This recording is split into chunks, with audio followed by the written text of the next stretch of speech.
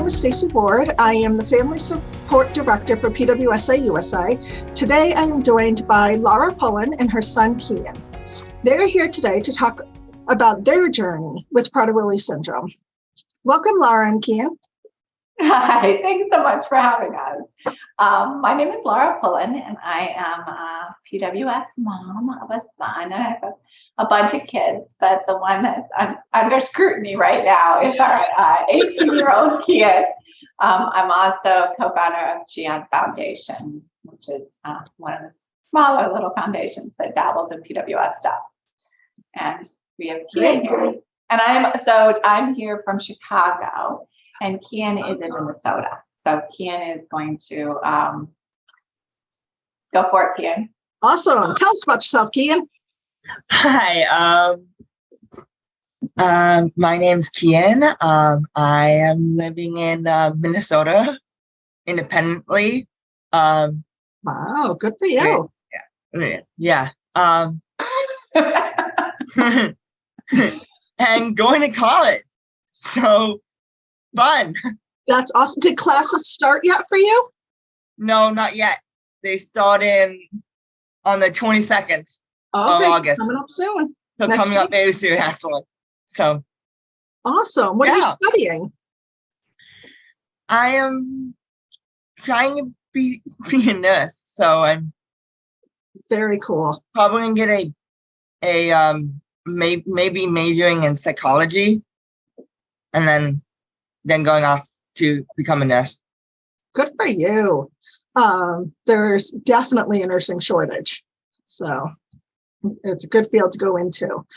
So you mentioned you're in Minnesota. Mom, you're in Chicago. How did this happen? How did we get to two different places? So Kian wanted to do this independence thing, and we want it for him. I grew up in Minnesota, and we have close friends in Minnesota. I don't have family there, but I have people like family there. And I went to college in Minnesota. So Kian applied to a bunch of schools in Chicago, got into them. And then afterwards, as we started— all of them. Got into all Good of for them. you. Afterwards, as we started thinking about what it would look like to go to college and where we wanted to live. So Minnesota has expanded their Medicaid program. So there's a financial incentive to moving to Minnesota. I was from there. Kian decided he was just going to put in a couple of applications to colleges in Minnesota. And he got into both of those. Awesome. And so we came down to look, and one of the schools he got into was Hamlin. And I'm a biology scientist, I'm a biologist. And my biology lab partner from college grew up to be a professor of biology at Hamlin, and she's loved Hamlin, and she's known Kian from the beginning, and it seemed like a really good place to be. So, that's great. Yeah, so that's where we tried. So that's what we did as we moved into Minnesota. That's really cool. So what does that look like for you, Kian? You said that you're living there by yourself. What does that mean? It sounds like you have some natural supports and, the professor, and you have some friends there. What else? What does it look like? What do you do every day? How do you spend your time? Tell us about it. Where should I start, Mom? Talk about this month. So we moved. So he started out in a more rural area of Minnesota, and then so for 2 months. And so it looked different. It's almost like there's 3 different phases. There were the first 2 months where he was in this more rural area. Now he's moved a couple of weeks ago. He moved into an apartment across the street from Hamlin.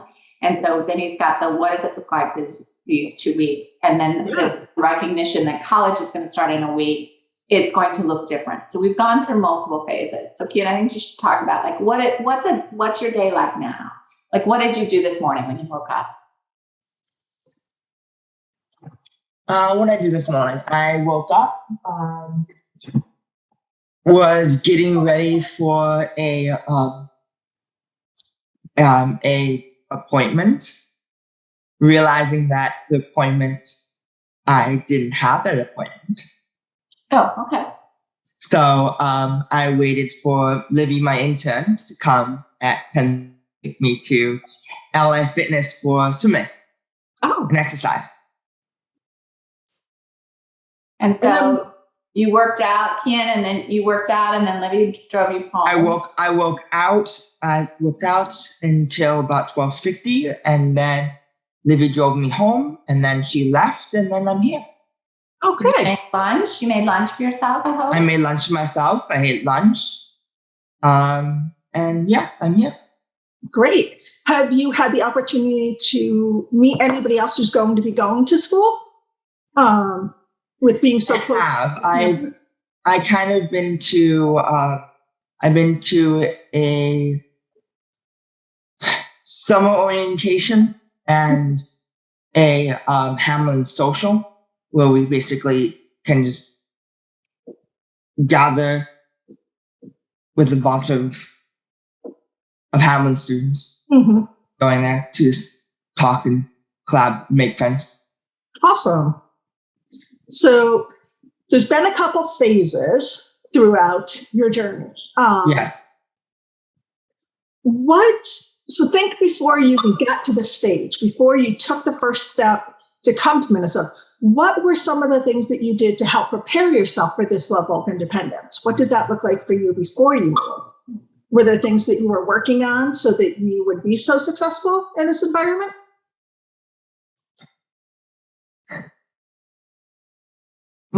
Okay. Well, there's a lot of help with my family, mostly. They kind of helped me. Got me to this point, and taught me what I needed to know to try this. That's awesome. It seems like you have a really, really great family system as well. I do. You have sisters, correct? I do have. I have two sisters. Okay, and are they nearby or are they in Chicago? One's in Chicago and one's in Washington, D.C. Oh, okay, so not near Minnesota.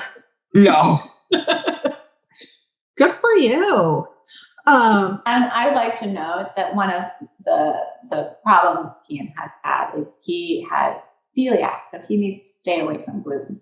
And when he gets gluten, his brain is more foggy and his language skills decline. And Kian, it's pretty clear you're on gluten right now, right? So this is one of the problems that we face. Okay, so go ahead. So I mean, it's obvious, Kian, right? You're foggy. You're not. I know I'm foggy. You're really much more loquacious. Okay, go ahead. Sorry. No, please don't apologize. You bring up a great point. So you've done really well, and you've made it through some of these phases, but that doesn't mean there haven't been challenges along the way. So what would you say were some of the challenges? And then from them, what did you learn? Oh, how much in detail should I do this? Go for it. Whatever you're comfortable saying, and then they'll add it out and make it tighter. I mean, food's a challenge. Okay. So let's start with the past 2 weeks. So the first week, I went to LA Fitness to swim. LA Fitness, I decided that the best source of my time would be going to get groceries at get like food from a grocery store nearby, and basically ate until I was about sick. At the grocery store? At the grocery store. I bought food, brought it home and ate until I was about sick. And then next week, but next week I didn't learn that lesson, because I was in that cycle. So let's say day, yesterday was kind of hard still. So yeah. Yeah. The food is tough. I think food is tough. we all would have been naive to think that it wasn't going to be tough, right? No. Well, so we knew it was going to be hard. I think Kian wanted it to not be hard. We all wanted it to not be hard. Of course. We knew it was going to be hard. There was never a version of a transition to independence that wasn't going to be hard. What we are asking for Kian to be, and he is becoming increasingly good, is being transparent with the problems, owning the problems, and being part of the solution. And so he is getting better at that. And when he does that, we can come up with solutions. And there was a reckoning that happened yesterday or 2 days ago, and we are, one of the things we noticed with Kian is with his kind of his stickiness. It's so interesting because he can go without eating. He doesn't eat breakfast, he fasts, he eats a mild lunch. But what we were talking, once he starts eating, it's very difficult for him to stop eating. It's like the path of an addict, right? And so we're trying to borrow some of the language and the experience with addiction to help him to create a life where he isn't tempted. So in his case, LA Fitness turns out to be bad because the first time he went there and got food, he went there and got food, and then what? It was another days. It was days or a week before you went back and got food, Kian? Or did you do it just the very next day? Very next day. I started for a day. I went there, got the food, ate the food. Again, it was gluten. So, then his decision making isn't very good. Yeah. And then I went back again the next day and got more gluten. So it's like once he's done it the first time. And then it's just a snowball going downhill. So it's about creating really good habits to begin with, and kind of not knowing that it's sort of an addictive, slippery slope, being more careful. And so maybe that LA Fitness, he's only there until the Hamlin gym opens up anyway. Okay. Will that open when school starts on Monday? Yeah. Great. I think so. Yeah. I'm hoping. Yeah. Yeah. The athletes are coming back to school. So one of the things I think that we've learned that Kian's learning is that Kian is kind of like any other teenager, that being told that something's a bad idea is not the same as experiencing it as a bad idea. Yes. Because for the rest of my life, that before this independent life, my parents have put a lot of rules to keep me healthy.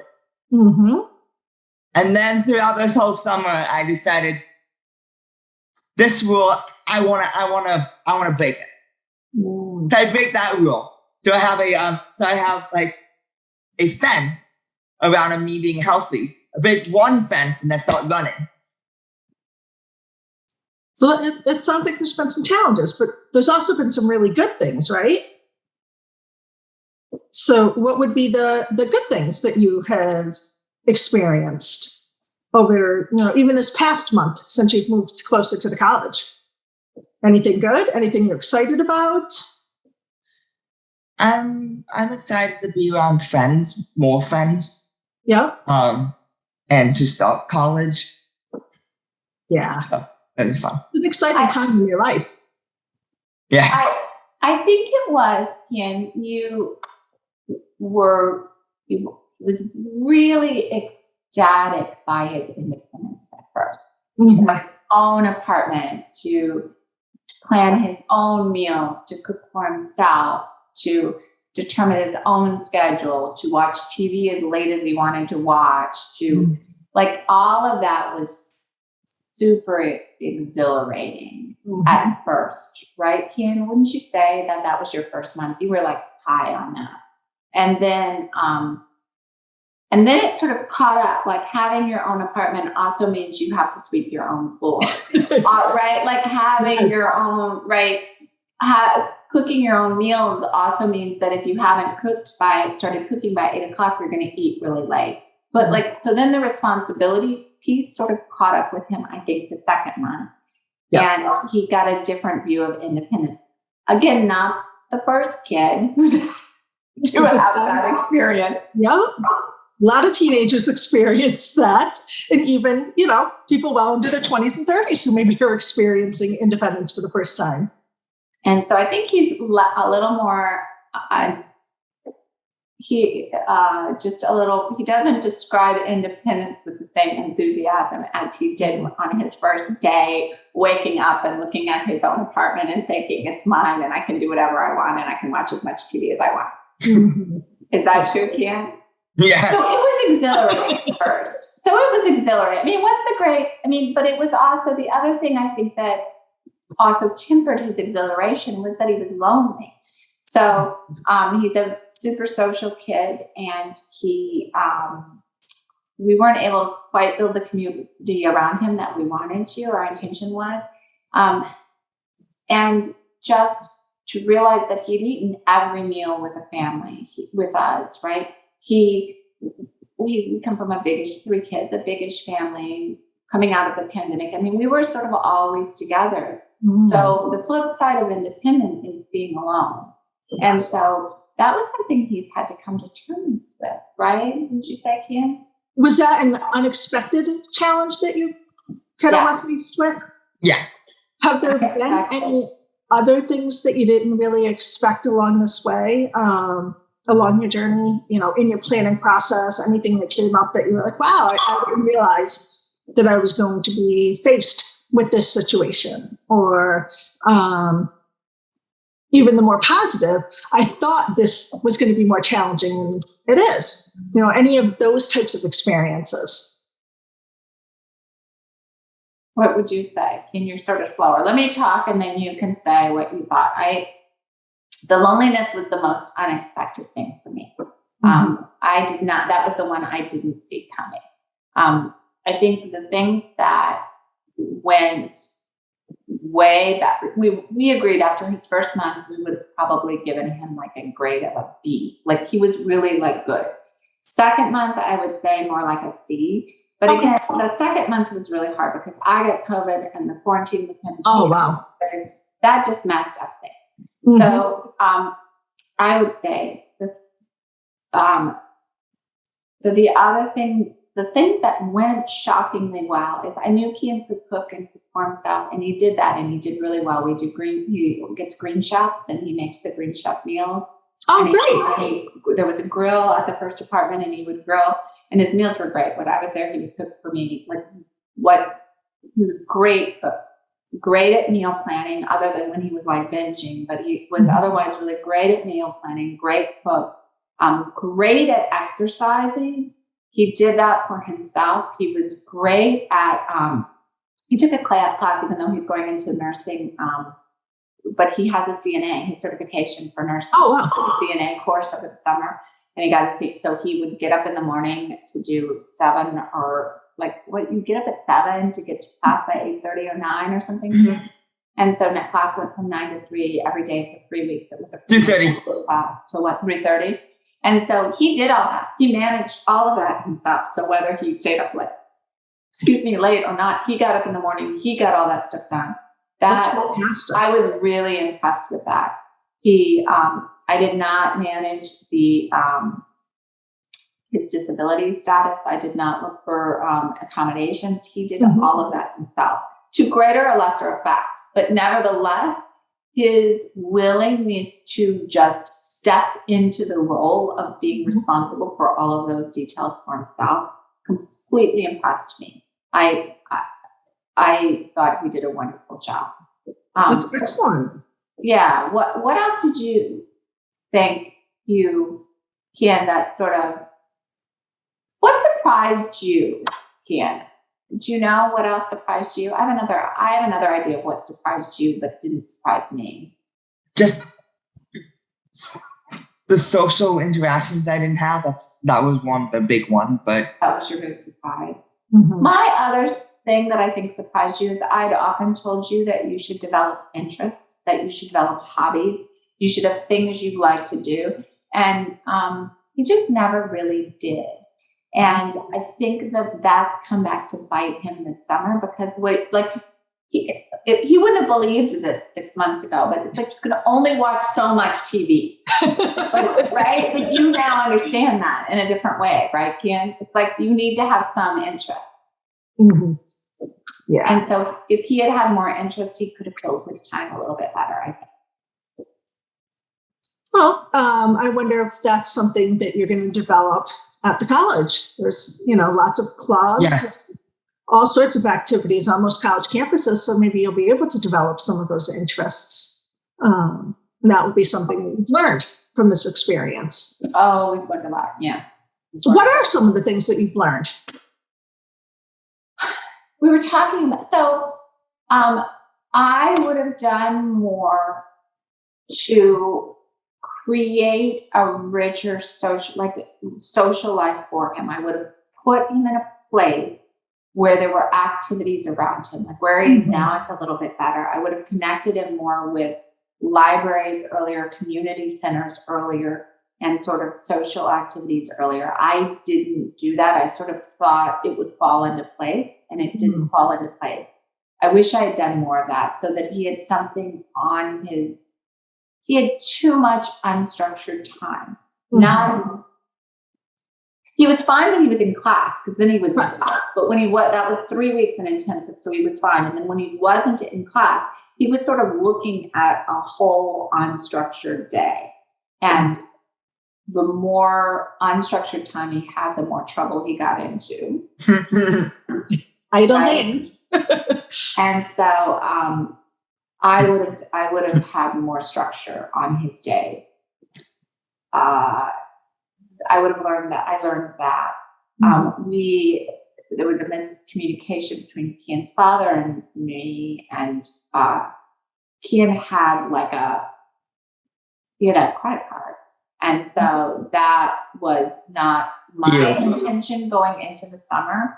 I intended to put him on a budget. And so that clearly we should put him on a budget, right? Because, that I learned very quickly with credit card. Because my dad was like, so my mom wanted me on a budget, and I said, how are we gonna make that work? And says that takes too much time and effort because you're going to the apartment like today. So I'm gonna give you a credit card. There will be no lock on it, and you can do it as you please. And what did you learn from that experience? Was that good for you? No. No. And now, do you still have that credit card? Yes. You have a credit card? Daddy you still have the credit card? Did Daddy show it? Yeah, don't show it. Yeah, did Daddy put it down, hon? Did Daddy cancel it? Yeah. Oh, all right. You have the card, but it doesn't work. The card doesn't work, right? No, it doesn't work. Okay. But I have the card still. In case we decide that I can have money again. All right. Well, but you're not moving on that path right now, are you? No.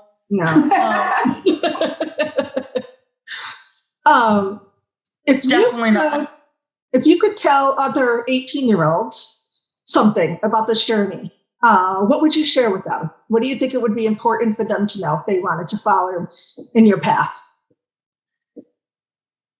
I would probably say watch. So watch out for sugars because that's major. Once you're on sugar, it goes downhill from there. If you're gluten-free, watch out for gluten because you can get really downhill from there. And then I would also say watch out for your salts. Because if you cook with a lot of salts and oils and fats, even though you won't know how many calories you would be eating with oils and salts and things, that's something that I had to learn, which was great until it was not. So yeah, so those are probably the major three things I would say. Yeah. And what do you think somebody would need to know before they decided to live on their own? Are there certain skills that were important to you or that you realized you need them? Yes.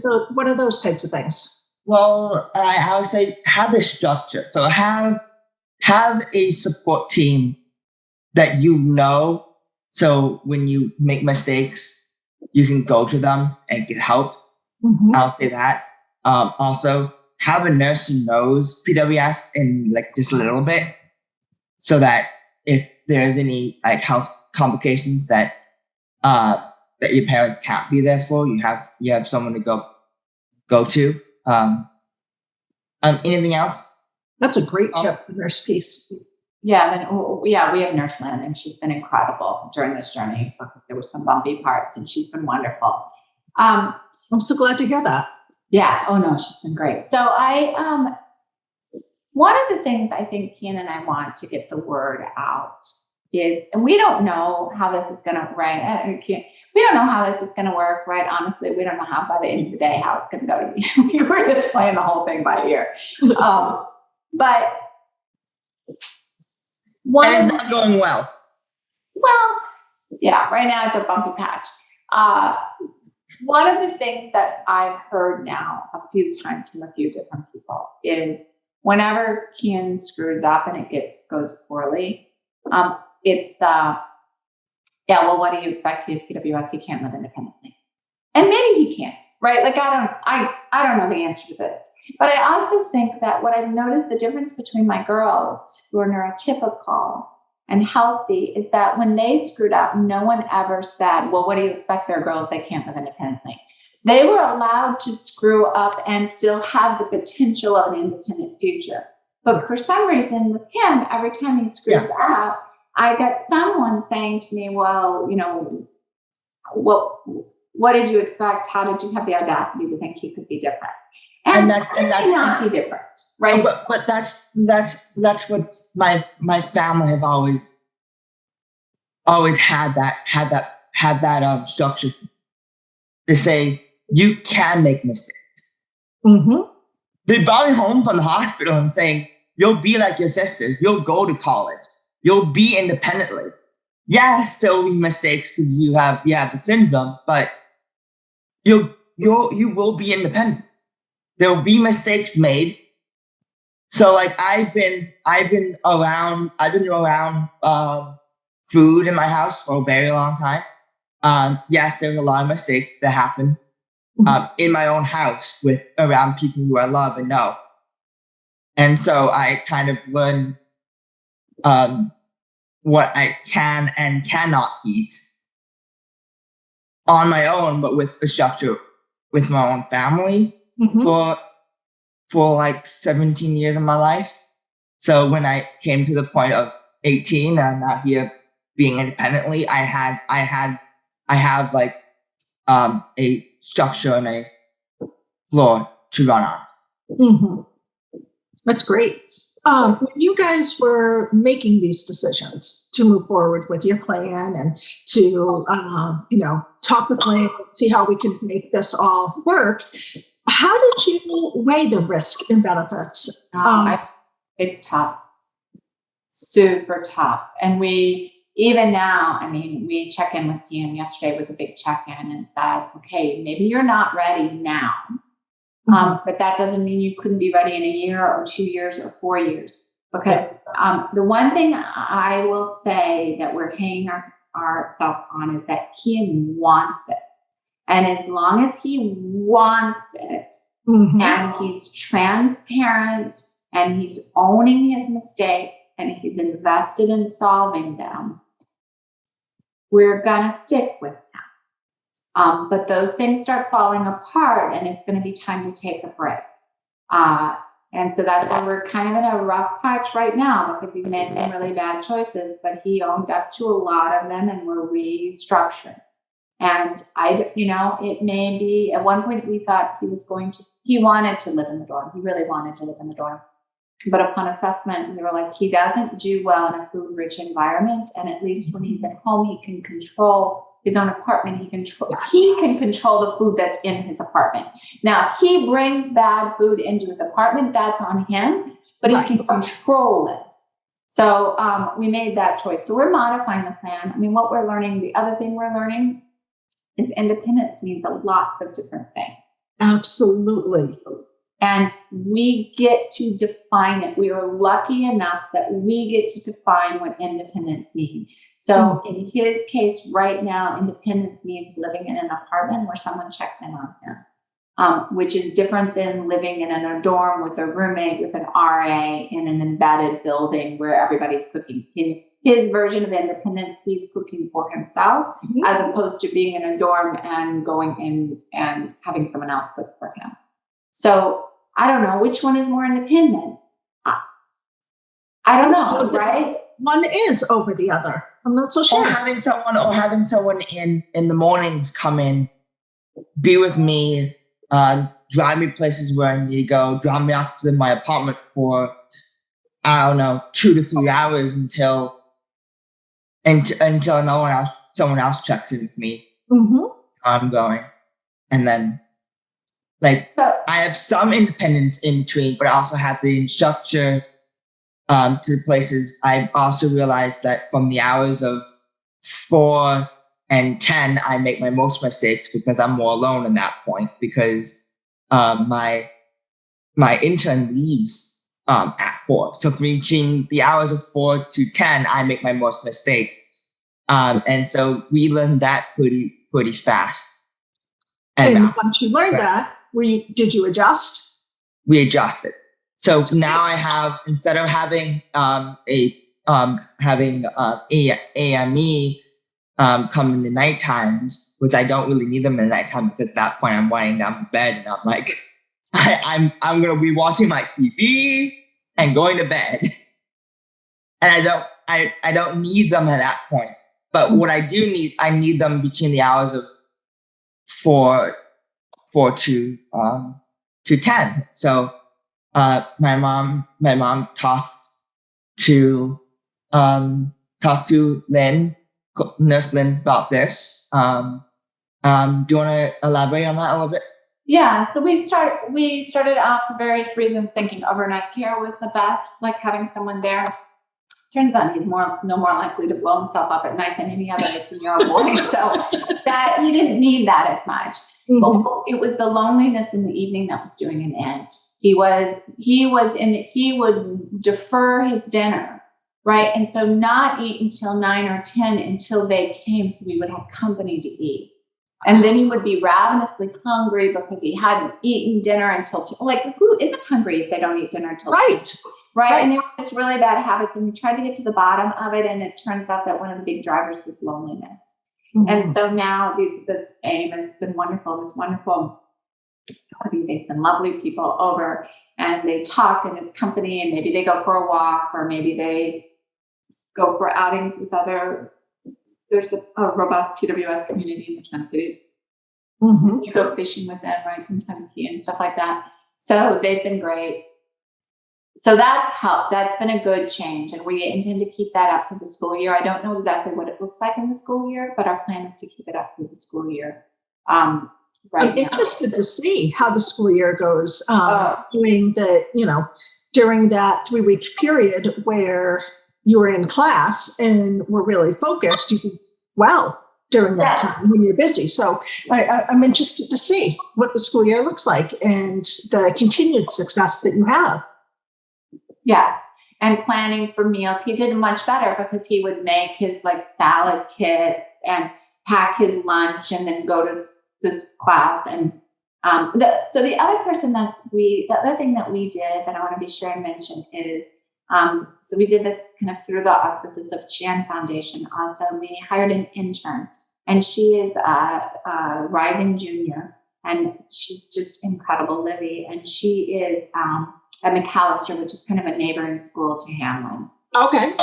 So she's a psychology neuroscience double major. I think she's pretty hot.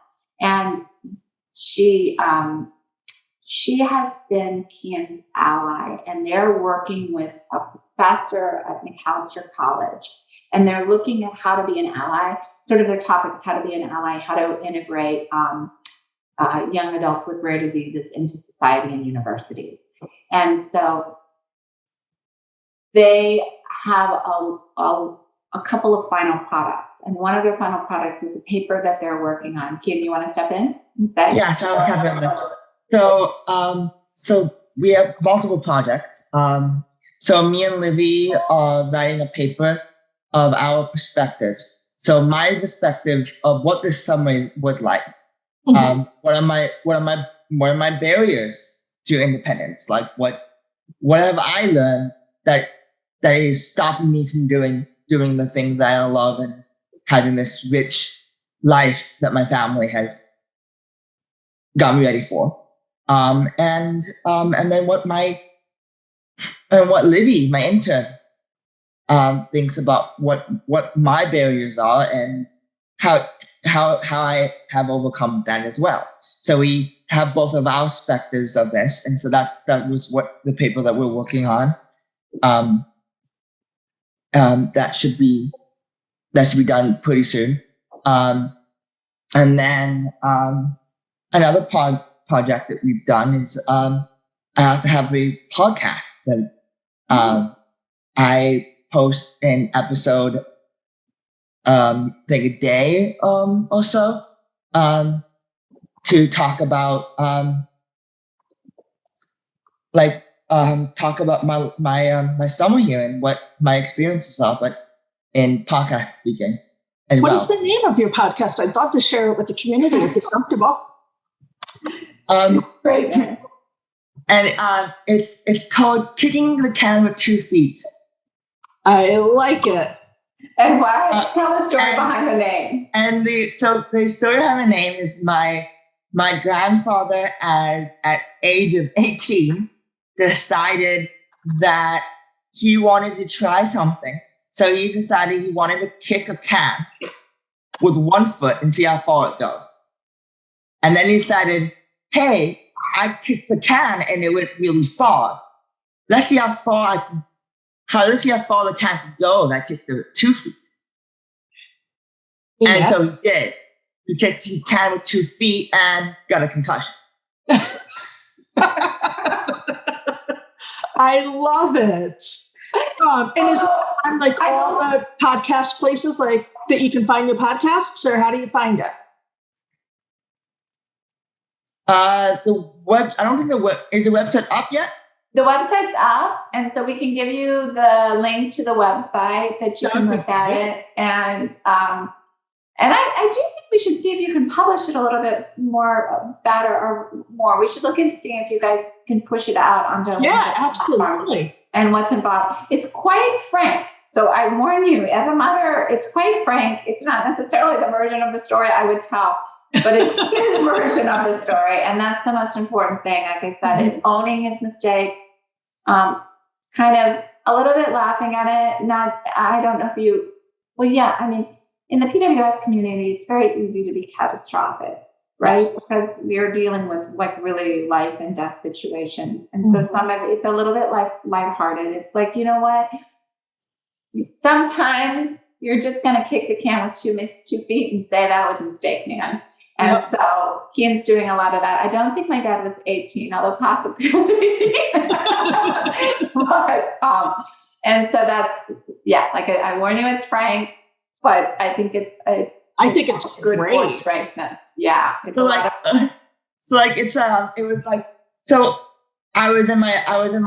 in the rural area of my apartment. This is one of the podcasts, but like I'm not going to go into details because I did go into details in one of my podcasts. But I decided that I got some items from my apartment with my mom at a garage sale, and I decided that I wanted to get some candles to put in my candle holder for outside on my deck. So that I could eat dinner and watch the sunset. So I decided that I was going to bike to Target on a highway? So you have to know we live in an urban area here in Chicago. So this is a rural area, and the distinction between the roads is not as obvious as the distinction between the roads in Chicago. Okay. And there are many bike trails in Minnesota that are not necessarily on the map or matched, and so they don't have bike lanes on roads. Whereas where we live, there are bike lanes on roads. It's a much more accepted thing to bike along roads. Not so much in rural areas of Minnesota.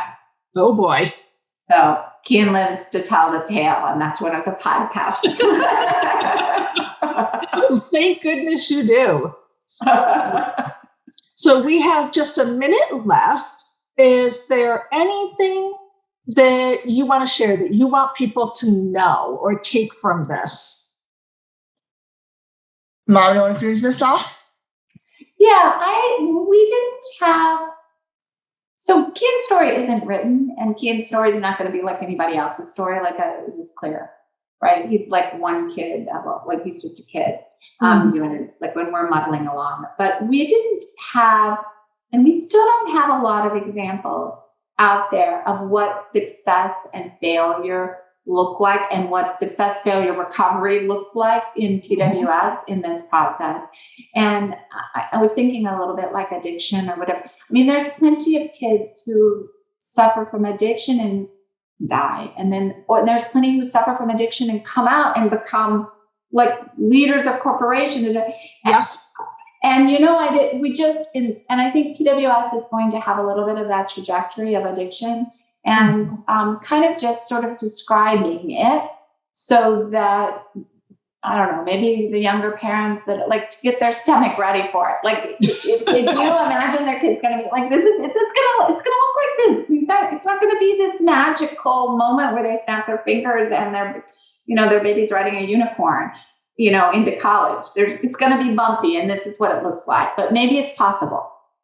I love that you guys have been so willing to be so honest about the journey, and that it's not all rainbows and unicorns. No, it's not. I think, most people want to hear that it is. You want to believe that it's real simple. Don't we all? Right. Love a good rainbow and unicorn story. But that's not reality for anybody. So I really appreciate you being so willing to be honest and truthful and share your story. I think it's important for people to hear. I think it's important to see people taking risks and what comes with those risks. And it's not all bad. We've had some bumpy stuff, but it's not all bad. And I think that that's really important as well. So thank you guys so much. Yeah, you're welcome. Thank you for having us on the podcast. We appreciate it.